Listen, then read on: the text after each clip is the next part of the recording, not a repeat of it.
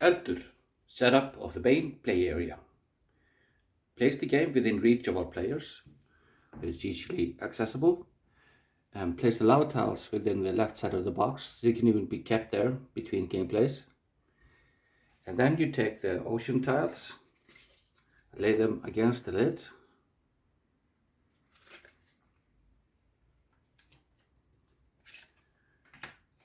As well as the storage tiles.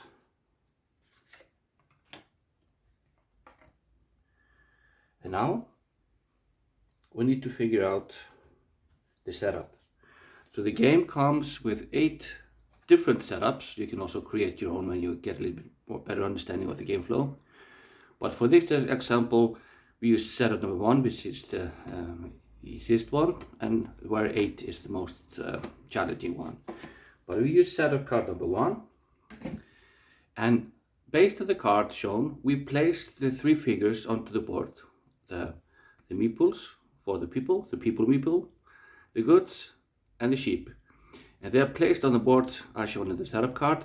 There are also some tokens here at the top. We'll just ignore them for now. They will just use during the game. So when we are finished, it should be something like this.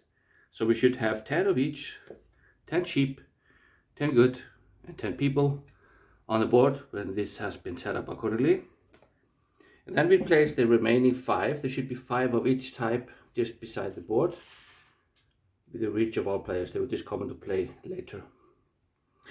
Then we continue with the setup of the game board. So we place the harmony marker here in the middle of the harmony bar. We take the incident cards, shuffle them, and place them here in the placeholder to the left, to the right. And then we need to set up the lava cards. We shuffle them. Then we count 10 cards. 1, 2, 3, 5, 6, 7, 8, 9, 10. We place them aside for now. Then we take the top 5 cards. 1, 2, 3, 4, 5. And then we take them, and depending on the setup card we chose. So in this setup card, you can see here there's a small fissure. There's also a large fissure, but this setup we have a small fissure, volcanic fissure. This fissure will open at some time during the game, make it a little bit more difficult, and it will also kind of speed up the process of the game end. So there are 2 fissures. We take the small one, and then we will shuffle it among these 5 cards. We place this underneath the 10 we just picked aside, and then we place remaining on the top of the deck. We lay this beside the board as well, and then we place the remaining tiles we need to use beside the board.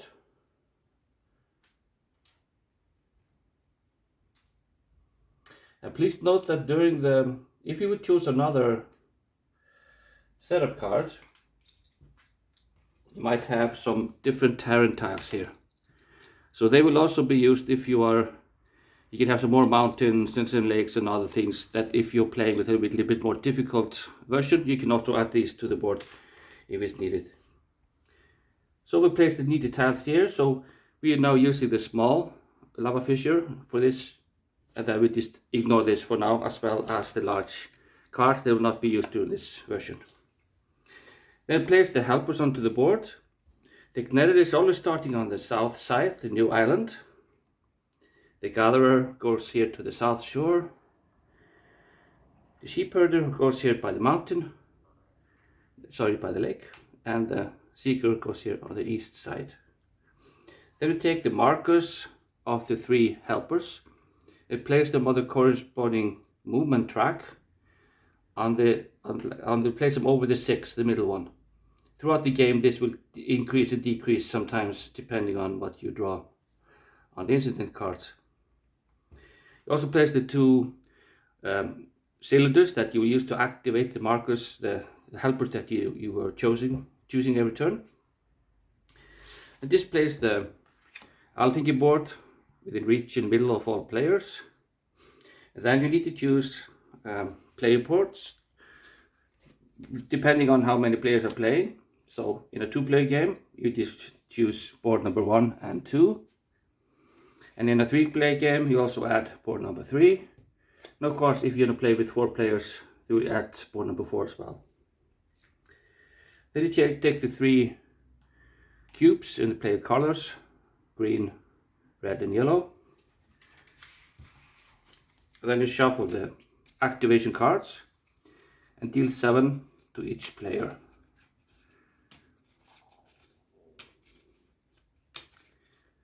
Then finally, the player number 1 will always start, so you give him the starter player token. So that is the setup, but before we can continue into the gameplay, I need to show you a little bit more about how the activation cards look. So I will just zoom in a little bit and then I will show it to you.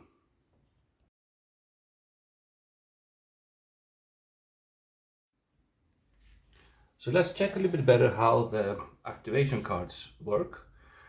So each player dealt 7 cards at the beginning of the game, and these cards represent the helpers that you will activate during your turn. So what are you actually doing? You're laying down cards into your player board that other players will activate during their turn that needs to match your cards.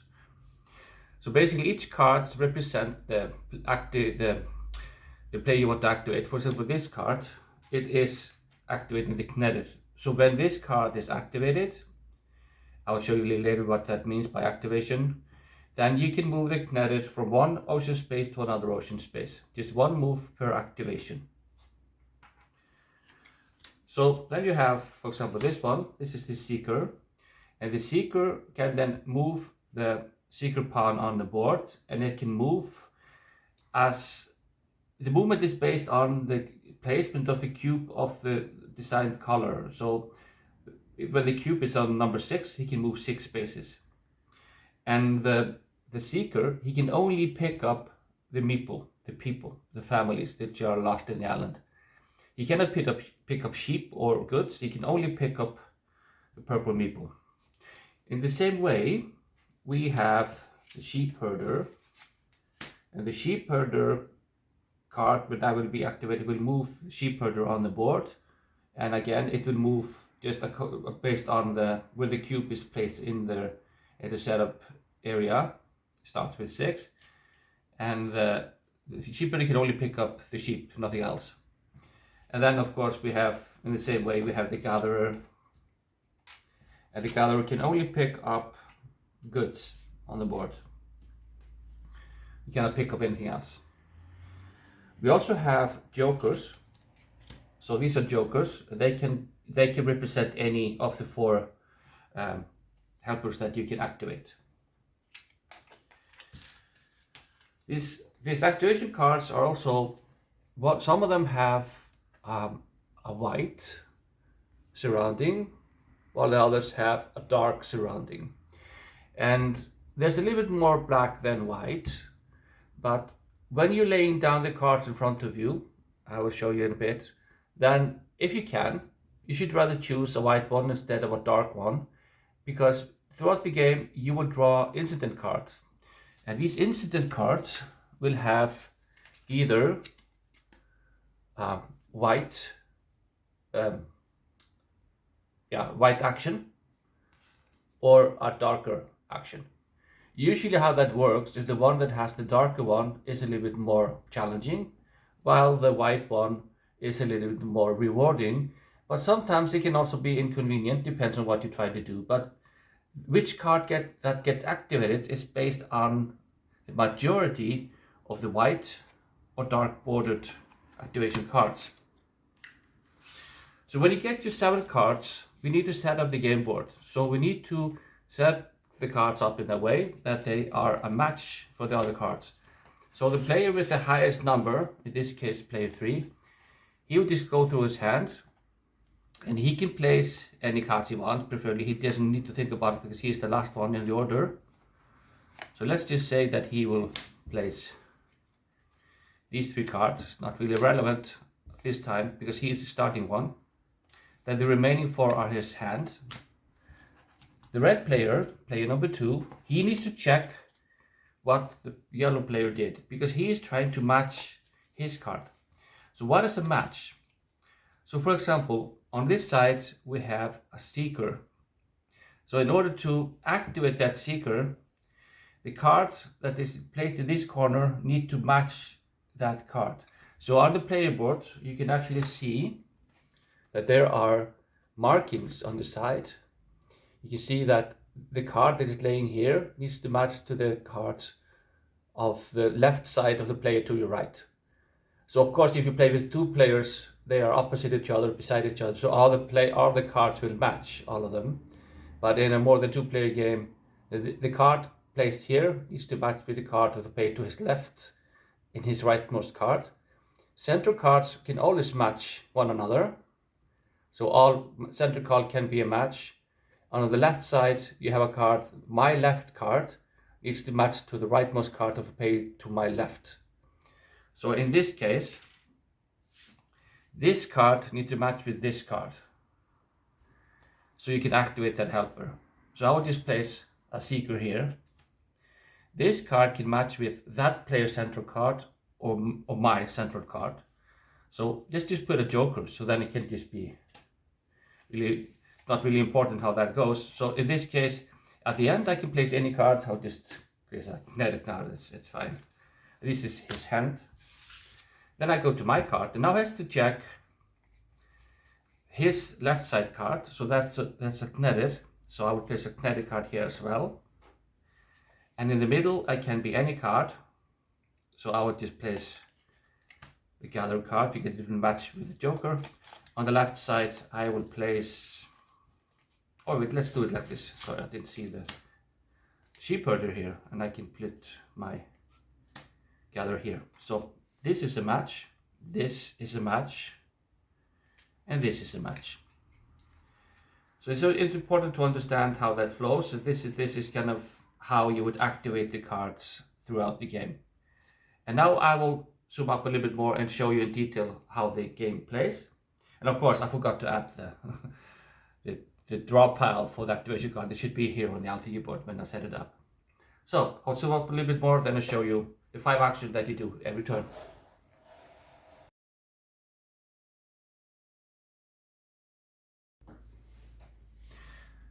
So in Eldur, you are actually playing as one of the 5 clan leaders, and each have their player board to represent them. So for now, you actually need to, you've been living together in harmony on the island for a long time. And of course you had your differences and your struggles and all that. But you'll be living on this beautiful island and beside a dormant volcano. But unfortunately, this dormant volcano is not so dormant anymore. It has woken up after a long sleep. And now you have to lay aside your differences. And you need to work together to help one another to activate your people, your families, your sheep, your livestock, and your goods away from the island before the volcano does its thing and reclaim the land for itself. So the game is going in each turn. The player is activating doing 5 actions on their activation board, and every player does this during its turn.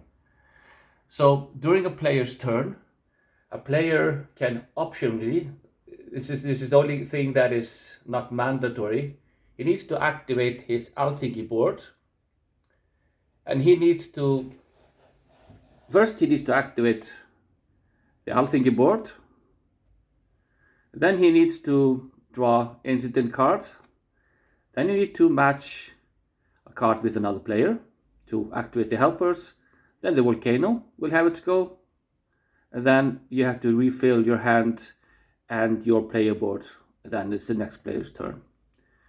So let's go down and show you in detail how that works. So number 1, you're activating the Althing board, and this is the only thing that's not mandatory. So throughout the game, each player can use one of his 3 cubes to do one special action. The special action can be to activate some of the helpers for free, or you can remove some bad negative part, incident card on the box, or you can just keep some good incident cards on the box because they're always really drawn each turn. So this is optional. Part number 2 is that you draw an incident card. And when you're drawing an incident card, if it's my turn, I'm the starting player, I need to check how the situation is on the activation card on my player to my right. So during setup, I showed you about the dark and the white side, and this player, for example, has 2 white cards and 1 dark one. So when I would draw an incident card, I will draw a card and I will activate the top part. If it would be majority would be black, I would activate the darker part, but I will activate the top part. So in this case, it actually shows that I can now move the gatherer 1 more space, which is good for us. So I will move the gatherer, the cube of the gatherer 1 space up. Now I can move 7. And as I am player number 1, I'll place this underneath 1 on the board. So there's numbers 1, 2, 3, 4 attached on the box lid. And I will place it onto 1 because I was the one that activated it. And this will be active until it's my turn again. Some incident cards will have like a lightning. And if there's a lightning, that is resolved right away and it will not be placed onto the box. It will just be resolved, discarded into the box, and then it's the next activation. So only the ones that do not have a lightning are attached to the board. So sometimes you might have like 4 good cards active for all players, or you might have 4 bad cards activated. It depends on how it flows. The third action that we will do is to move your helpers around the board. This is where the main events, when things will take place during the game. So when you activate the helpers, I showed you a little bit more how to work with the matching, how you match the cards. So when you're moving the helpers, you can only move them like up and down, left to right, but never diagonally. You can never go sideways. And generally, as you move around, as you go up to higher terrain, it will cost you 2 movements to go to higher terrain, and just going 1 space will cost you 1 movement. So, for example, now it's my turn, and I am doing the activation action. I already laid out the board during the setup to how it would fit the match. So I would now match this card, the sheepherder. That means that I can now activate this card. So I'll take both of these cards. So it's always the top cards that would match at the top. Again, if this would have been like this, it would not be a match. Always the top parts. So I'll place it here in the discard pile on Althing board. And based on the movement in the storage area, I can move the sheepherder 6 spaces. If I would be moving the gatherer, I would move him 7 spaces because we got like a movement upgrade when we draw the incident card. But for now, we're moving the sheepherder, and I can move him 6. So of course, the aim of the game is try to get everyone back to safety. So I would just try to get up to the plane to save the sheeps up here. So I will go 1, 2, 3, 4 before I go up to a higher plane. Then I will take the sheep and put it here in the storage area. I have space for 4, so I can take 3 more. Then I go 5 and 6. So now I have ended the movement for the sheepherder. Of course, yes, the activation tokens should be here from the time when you are activating. When you're showing which one you want to activate, you place the activation cylinders on these spaces just as a reminder. It's not necessary, but it's a good aid when you're getting used to it. So other people can also see which one you're activating. So I have now done the movement with the sheepherder, and I can activate 2 meeples at each time, 2 helpers. So now I will activate the Knerit. So I will take the Knerit card. These are a match. So I'll take them, place them in the discard pile. And when I move the Knerit, I can only go for 1 ocean space to the next ocean space. But let's just say that I have been very busy with the sheepherder, and I had picked up, let's say. So I have been very busy picking up sheep, and when I picked up the last one, it went there. And let's say that the Knerit was here when I did the activation of the Knerit. So I was already there. So my movement would be then to move from here to here. So I'll move Knerit 1 space. And now I have entered the sheep harbor. So the harbor for the sheep is here in the south east corner. The harbor for the seekers here up on the east part, and the harbor for the gatherers here on the southwest part. So when I need to pick up some specific goods, I need to go to the local home harbor. So when the Knerre enters the harbor where the sheep herder has its storage, I will take all of the sheep that are presently there and place it onto the storage in the harbor. This represents that the harbor is now has been loaded with sheep.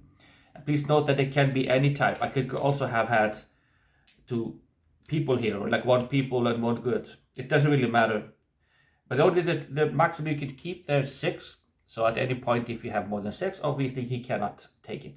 There might be some incident cards that might increase this to like 2 more or something like that, but this time it's not. So let's just say I haven't had these 3 here, and if I would now go and pick up more, let's say do some other player's turn, he would go and pick up this sheep here in the top. Instead of going down to the sheep herder's storage, it will go straight to the Knerre, because the Knerre is located on the harbor for the sheep herder. But if the seeker or the gatherer would pick up their goods, it would just go straight to their storage, not to the Knerre, because it's not located in the correct harbors. Of course, as soon as you have, if it would not be space in either places, you could not pick up the sheep, but that's not very likely to happen. So that's the pickup of the things. But just one more thing just to mention. Let's say that some other later in the game, I would do an activation of the Knerre, and then the Knerre would go back to the South Island, to the new island. This is the time when the people would score points. So when you get to the South Island, you take all the goods that are present in the Knerre area, Knerre storage, in this case the 4 sheep. I'll just take them from the board. And now the human player would score 4 points. 1, 2, 3, 4. And he's going to enter this space on the board. It's to be swallowed. So he would enter this space on the board and put it out of place. And he would score 4 points. And in this case, this would be like at the end of the game, like later in the game, because on the setup card, if he would enter this space, he would immediately win the game. The human player would win the game, because the white space is the space where the humans would need to go to. So if this would be the case, the humans would immediately win, as long as the volcano does not do anything that would remove them back towards the volcano. So let's see if this would be the case, and then let's see what happens. So that's the movement action of the donut. Then the 4th thing we do is then the volcano will have its turn. Each turn the volcano draws its volcano card. And this is usually not that good for us. So if we would draw this card, this would mean that we will lay down 1, 2, 3 volcano tiles. There could also be some other things on this card. Let's find something here. Let's say with this one, for example. This one would show you there's an earthquake. So in this case, we have earthquakes on some locations on the board. Let's see. We have earthquake on location G, like D9. So let's see. So I have D9. There's nobody there, so that's fine. If we have a E9, which is here, there's nothing. We have on D8, there's nothing, and we have on F10. F10, there's 1. So in this case, based on this card, this person, or this family would be lost in the earthquake. They got scared or something, ran away or something. So this will be removed. Then the volcano will get 1 point. So in that case, he would be moved 1 more back. And if this would happen during the same turn as we are trying to trigger the end of the game and victory, this would actually not be valid. So we need to play a little longer to trigger the end of the game. I'll go a little bit further, go later on. I will tell you a little bit more how that works. But for this time, we draw, this is the card that we're just drawing. So let's just place down the volcano tiles. So we draw them here from this tile face down. So the volcano has usually a lava side and sometimes also a green side. So we need to place it, to start with, this place is somewhere adjacent to the volcano in the top left corner. It can be faced any way you want. Then we draw another one. When you place the second tiles, you always have to consider that, let's say I draw this tile here. And when I lay down a tile, then the volcano tile needs to go adjacent to another volcano tile. So it needs to go like this. It can never go like this, so the green can never enter. If there's a volcano tile on it, it needs to face the other volcano. So this would not be okay. This would be okay. This would be okay. This would not be okay, even though they are kind of slightly touching, they're still facing the wrong way, but this would be okay.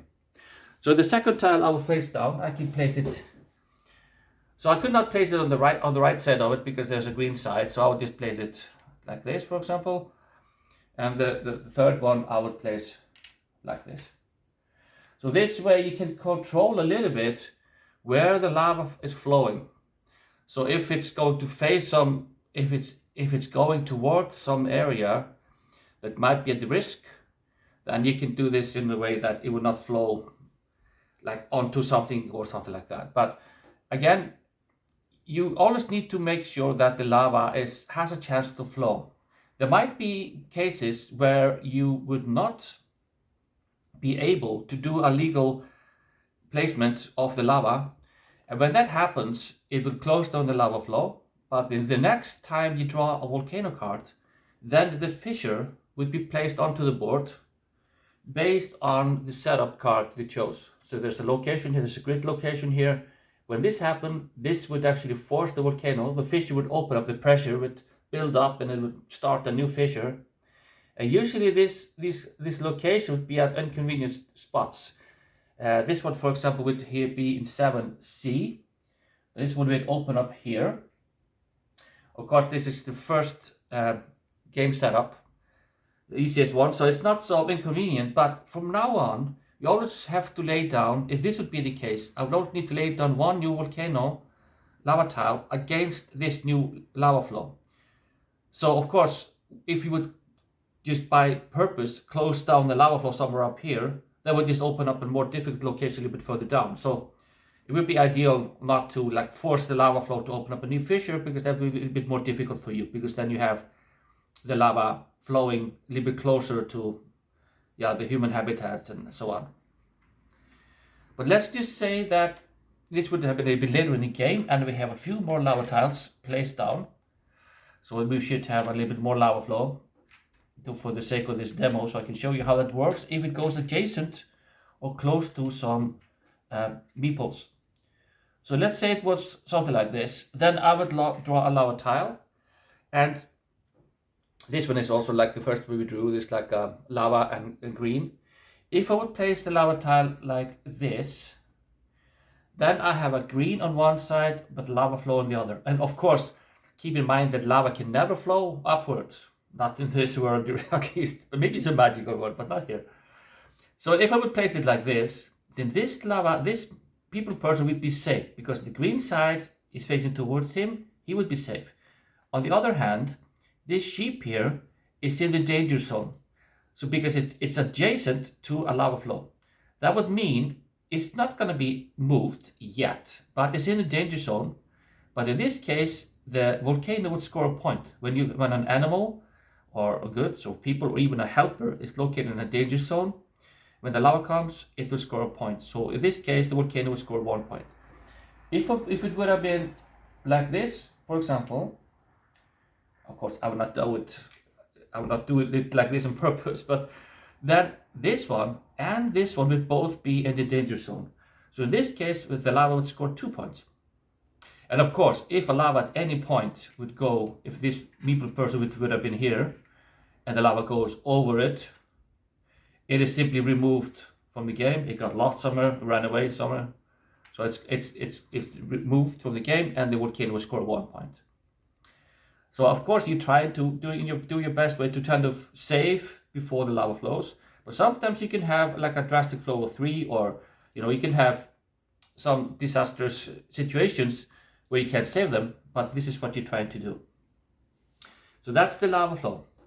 Then the last thing that you will do is that you will refill your hand, item number 5. Then you will refill your hand and draw a new card up to your hand size. So every player that participated in the activation of card, it doesn't matter if it's me as the active player, or everybody else that have cards that removed, need to replace the cards before the next person goes. So in this case, I would just lay down something, because the person on my right doesn't have any cards, so I would just lay down something. Let's say I'll just lay down a kinetic card, because I'm a little bit stressed. I need to pick up something more, and then I will lay down a seeker, because he has not been activated. Then I draw 2 cards up to my hand. I should always have 4. Then the player to the next player goes. It will be this player. Then he will lay down, because I have a seeker here, so he will place a seeker here to have a match with me. Draw a new card. Then the last player, I put a kinetic card. He has a kinetic card. He places it down, draws a new card. Then I will take the activated cylinders from the board, and I hand this player to the player to my left, and he will take his next turn. So the game will then continue like this in turn order. He will then finish his 5 actions, do whatever he needs to do, then he hands this over to the next player, and so on. So the game will continue until either some of the end game victory conditions are met. It could be like we talked about here, that if the human player gets to the white spot on the game box, they will score as long as the harmony marker is at the white spot at the end of that player's turn. If that will happen, the humans win. Same with the volcano. If the volcano gets to their designated spot, in this case the black one, if that will happen, then the volcano will win if the spot is not been moved at the end of that player's turn. That's the first thing. The second thing that can happen is that throughout the game, there might be the case that players, like there will be only one of each of any of the 3 types. It can only be 1 sheep, or if there would be 1 people or 1 goods left on the board. If that would be the case, then the victory is determined on where on the harmony track the harmony token is located. If it's more towards the human players, the humans will win. If it's more towards the volcano would win. So this is one way how people can actually systematically trigger the end of the game. If they see they're far to the right on the board, more close to the human side, they can decide to, hey, you know what, let's just save all the people, and then we'll trigger the end of the game, and then they will win. There's one way to do it. Then for the volcano would actually win if the harmony marker is on the left side of the central, more towards the volcano. The volcano would win if that would be the case when you trigger the end of the game by removing all but 1 meeple on the board, like all of 1 type. But it would also happen that if the lava would at any time block a path to the helper's home area. So if the lava would be flowing down here, let's say, and all the way to the ocean, and the purple helper cannot get back to its home area, the volcano would win, if he cannot back to the harbor. In the same way, if the lava would flow over a village, a home area, then the volcano would win instantly. So these are the main conditions. This is his general gameplay. So I think you have everything you need to know in order to play the game. So you can also have different variants, different difficulties. When you're playing with more like a complex variants of the board, then you will have more.